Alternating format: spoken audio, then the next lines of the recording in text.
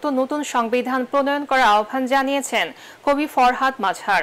জাতীয় প্রেস ক্লাবে এক সেমিনারে তিনি বলেন, হিটলার মুসলিনির মতো শেখ হাসিনাও নির্বাচনের নামে ফ্যাসিজম কায়েম করেছিল।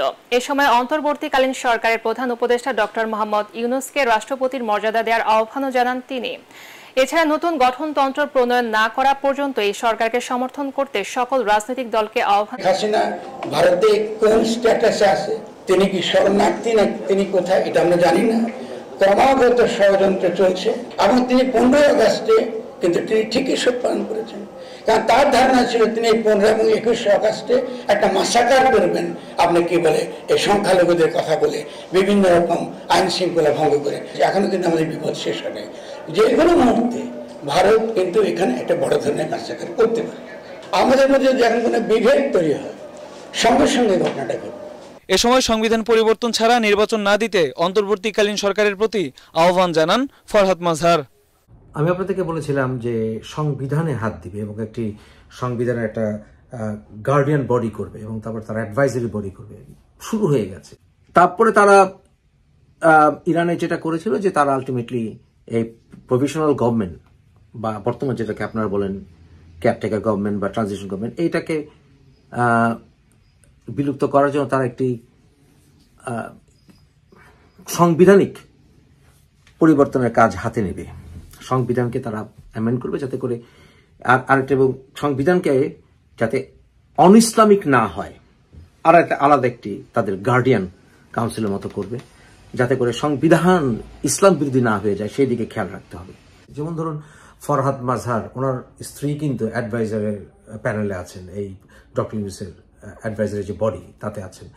ফরহাদ মাজহার অলরেডি এই কথা বলা শুরু করেছেন, কিন্তু আরেকটা ফিয়ার মঙ্গারিং হচ্ছে, সেটা আমি মনে করি বাড়াবাড়ি।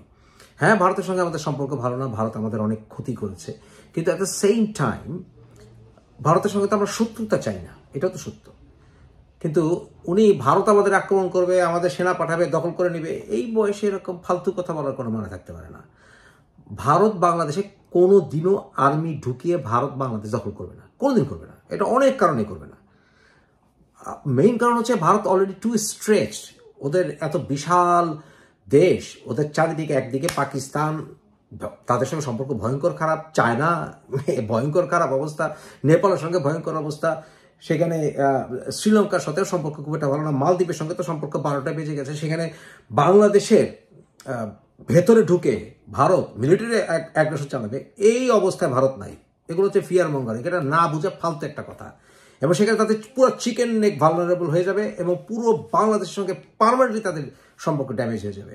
ভারতের বর্তমান যে ভালনারেবল সিচুয়েশন ইন্টারন্যাশনাল কমিউনিটিতে, ব্রিক্স নিয়ে ঝামেলায় আছে, কারণ আমেরিকা তাদের সঙ্গে সম্পর্ক ভালো নাই, তারা মান রাখি না, কুল রাখি, রাশিয়া সাপোর্ট করি না, আমেরিকার সঙ্গে থাকি, এই ইমব্যালেন্স অবস্থায় চলে গেছে। তাদের নিজস্ব গভর্নমেন্ট এখন নাজুক অবস্থায় আছে ভারতের, কারণ তাদের শক্তিশালী অপোজিশন চলে আসছে, আপনার এই কংগ্রেস, এবং সেখানে অভ্যন্তরীণ বিভিন্ন গন্ডগোল হচ্ছে, এই দাবি সেই দাবি, প্রোটেস্টের পর প্রোটেস্ট, তারা বাংলাদেশ আক্রমণ করবে। এই সকল পাগলামি কথাবার্তার কোনো মানে থাকতে পারে না। এটা শুধু শুধু মানুষকে, সাধারণ জনগণকে উত্তেজিত করা। This is nonsense. অক্ষরে অক্ষরে আমার কথা আবার সত্য হলো।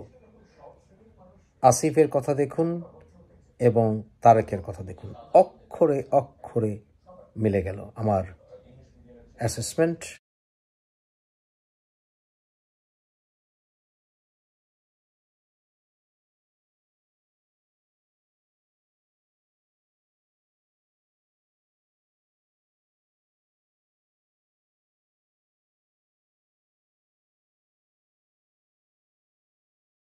24 ঘন্টা যায়নি।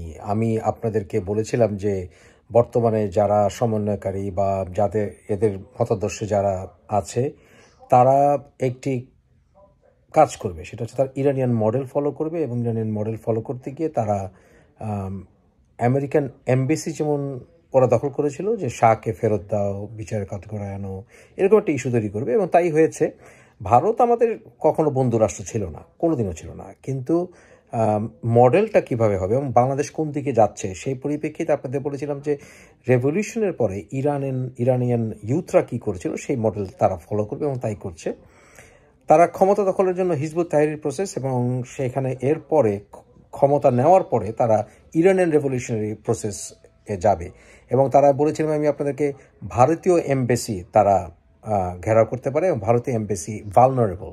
নিশ্চয় মনে আছে আপনাদের, এই ভিডিও কার্ডটা দেখুন। আসিজ মুস্তাফিজের মতো তারা কাজ করবে ইরানে, এবং একটা যে ট্রাইব্যুনাল করে তারা শেখ হাসিনা এবং তাদের সবাইকে ট্রায়ালের একটি উদ্যোগ দ্রুত ইফেক্টিভ করবে, যাতে করে এদেরকে ফাঁসি দেওয়া যায়, এদেরকে বিচার করা যায় স্ট্রিক্ট ভাবে।